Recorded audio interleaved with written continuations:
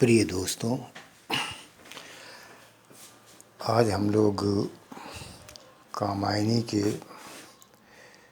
चिंता सर्ग के कुछ छंदों को पढ़ने की कोशिश करेंगे। लेकिन मूल बात यह है कि इससे पहले मैंने आप लोगों को कामायनी के संदर्भ पाठ के रूप में कुछ महत्वपूर्ण विद्वानों के विचार आपके सामने प्रस्तुत किए थे पीडीएफ के माध्यम से। साथ ही आचार्य नंद दुलारे वाजपेयी ने जो कामायनी पर अपना चिंतन प्रस्तुत किया है, उस एक लंबे से निबंध को भी आपके संदर्भ पाठ के रूप में आपके सामने मैंने रखा था। मुझे उम्मीद है कि आपने उस संदर्भ पाठ को पढ़ लिया होगा। एक बात तो आपने निश्चित रूप से देखा होगा कि आचार्य शुक्ल, जिन्होंने इतिहास में कामायनी पर विचार किया है, और आचार्य नंद दुलारे वाजपेयी जिन्होंने स्वाधीन रूप से कामायनी पर विचार किया है, दोनों में कुछ लोग यह मानकर चलते हैं कि शुक्ल जी कामायनी की वह प्रशंसा न कर सके जिस प्रशंसा की वह हकदार थी। हम कह सकते हैं कि मूल्यांकन करने में उन्होंने कामायनी के प्रति पक्षपात किया। बल्कि कुछ लोग यह भी कहते हैं कि शुक्ल जी के ठीक विपरीत आचार्य नंद दुलारे वाजपेयी ने बड़ी सहृदयता के साथ कामायनी का मूल्यांकन तो किया है, लेकिन उस मूल्यांकन के दौर में प्रसाद जी ने जिन मनोवैज्ञानिक, पौराणिक अथवा मानस चेतना के विकास, मनुष्य जाति के विकास की बात की है, प्रतीक के रूप में मनु के श्रद्धा और ईड़ा पक्ष की बात की है, हृदय और बुद्धि पक्ष के रूप में मनु के रूप में प्रथम मन की, ये ईश्वर मन की बात की है, मन की बात की है, वह मनुष्य की बात की है उन्होंने। उस बात को ध्यान में रखकर वाजपेयी जी ने अपने समूचे चिंतन को प्रस्तुत ही नहीं किया, बल्कि उस समय तक उपलब्ध जो आलोचना के औजार थे, शास्त्रीय व पाश्चात्य, सबों का उन्होंने प्रयोग किया है। इस क्रम में निश्चित रूप से जो पारंपरिक मानदंड हैं, उन मानदंडों पर उन्होंने जबरन बैठाने की कोशिश न की है, लेकिन उन मानदंडों का युगानुकूल संशोधन किया है, चाहे वह महाकाव्य के रूप में हो, या रूपक कथा के रूप में हो, या प्रतीकों के रूप में हो, या उनके दार्शनिक कथा के रूप में हो। हम कह सकते हैं समस्त रूपों में उन्होंने कोशिश की है कि कामायनी को एक महत्वपूर्ण महान काव्य या महाकाव्य के रूप में पहचान सके। हमारा पढ़ाते हुए हम आपको यह कहना चाहेंगे कि आलोचकों को इन संदर्भों को मैंने संदर्भ पाठ ही कहा है, मूल पाठ नहीं कहा है। यदि आप शुक्ल जी को भी ध्यान से देखेंगे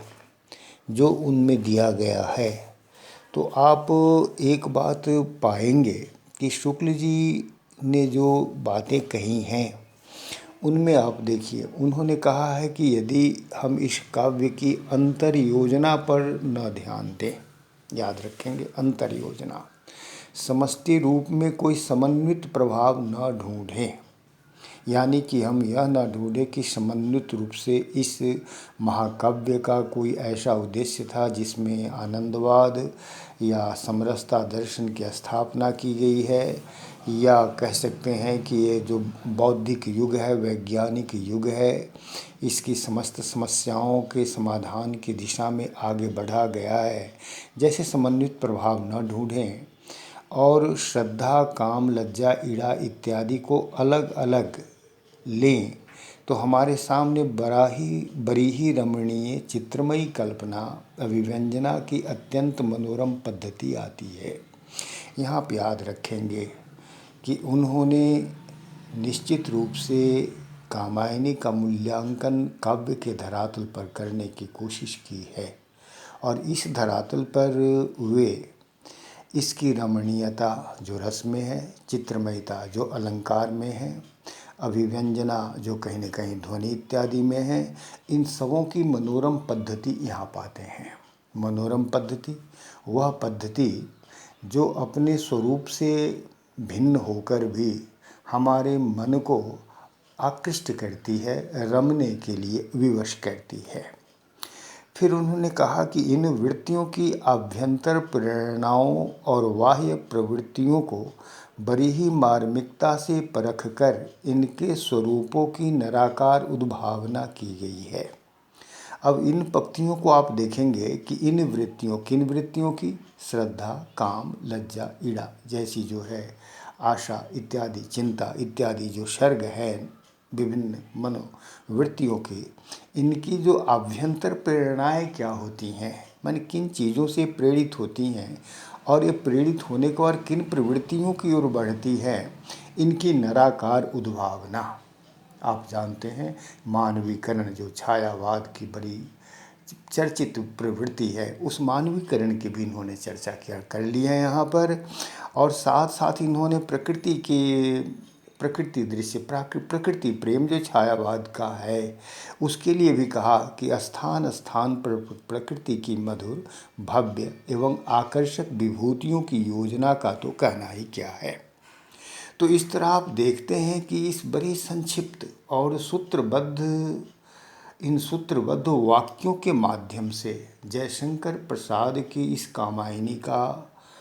जितना गहरा मूल्यांकन, काव्यात्मक मूल्यांकन शुक्ल जी ने किया है, वह बीज रूप में यहाँ मौजूद हैं।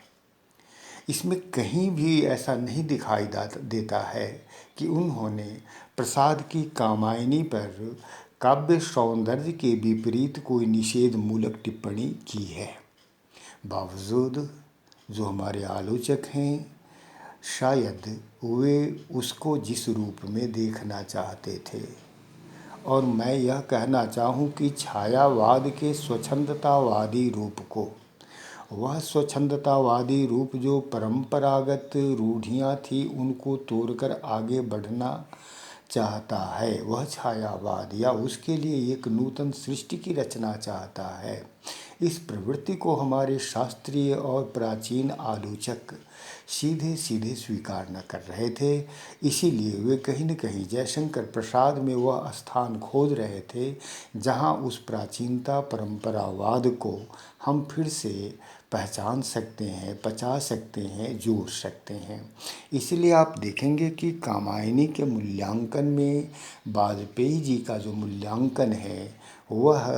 पक्ष में जाकर भी उसकी आधुनिकता का नकार है, उसकी काव्यात्मक जो भूमि है उस पर खड़े होने में उस ढंग से समर्थ नहीं है। भले ही उसके प्रतीकों की बात कर ले, मनोवैज्ञानिकता की बात कर ले, दार्शनिकता की बात कर ले, रूपक, अन्योक्ति जैसी पद्धतियों पर उनके विवेचन की बात कर ले, यह सब ऐसे लगता है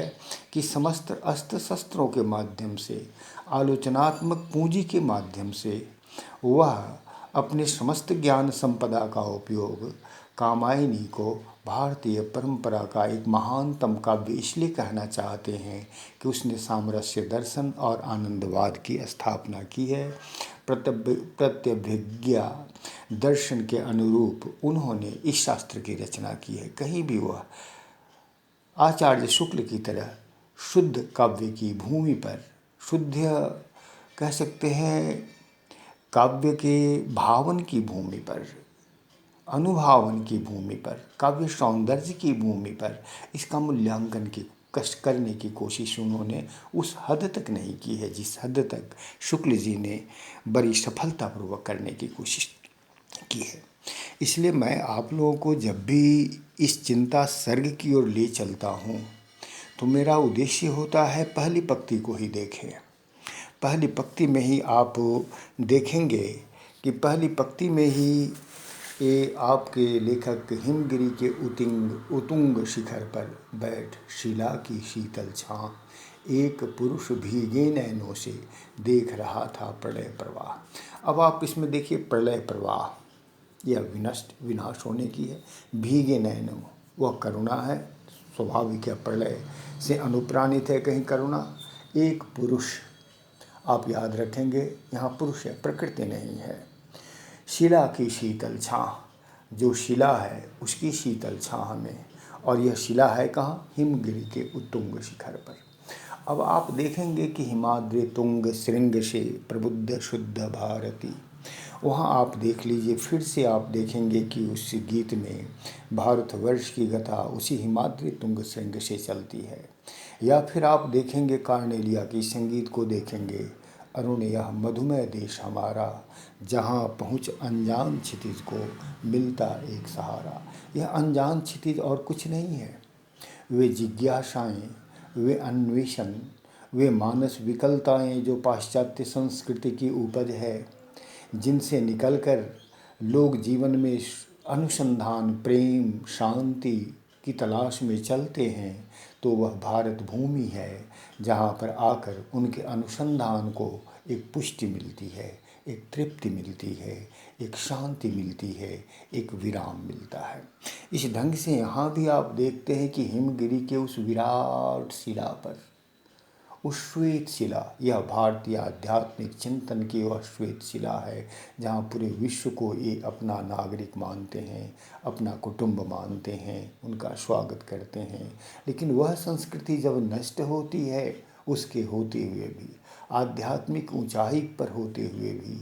कह सकते हैं दार्शनिक ऊंचाई पर भी होते हुए भी, भाव जगत के अन्यतम ऊंचाई पर भी होते हुए, जब उस संस्कृति का नाश होता है तो स्वाभाविक है उस संस्कृति के नायक को इसकी वेदना तो होगी।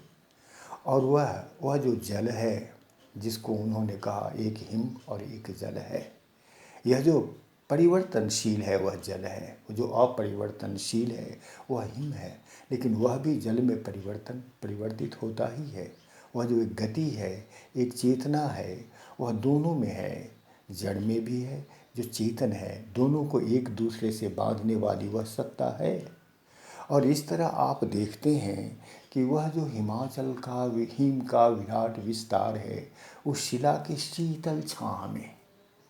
आप देख रहे हैं कि यह करुणा जो है, यह करुणा किसी उद्वेग से पैदा नहीं होता, किसी दुख से पैदा नहीं होता है। यह करुणा कहीं न कहीं समानुभूति से, सहानुभूति से, विनाश के ऊपर एक विचलन है, एक सौंदर्य के विनाश की पीड़ा है, वहाँ से यह करुणा पैदा हो रही है। तो फिर हम लोग इसी छाँ में इसको पढ़ेंगे और देखेंगे कि जयशंकर प्रसाद का जो काव्य की बुनावट है, उस बुनावट में इस महाकाव्य का आरंभ भी एक भव्य आरंभ से चल रहा है, भव्य आरंभ सा दिखाई दे रहा है। और हम इसको काव्य की धरातल पर पढ़ेंगे, शुक्ल जी के उस आलोक में यत्र तत्र जो काव्य सौंदर्य लगभग बिखरे पड़े हैं मोतियों से, उन्हें बिनने की कोशिश करेंगे। धन्यवाद।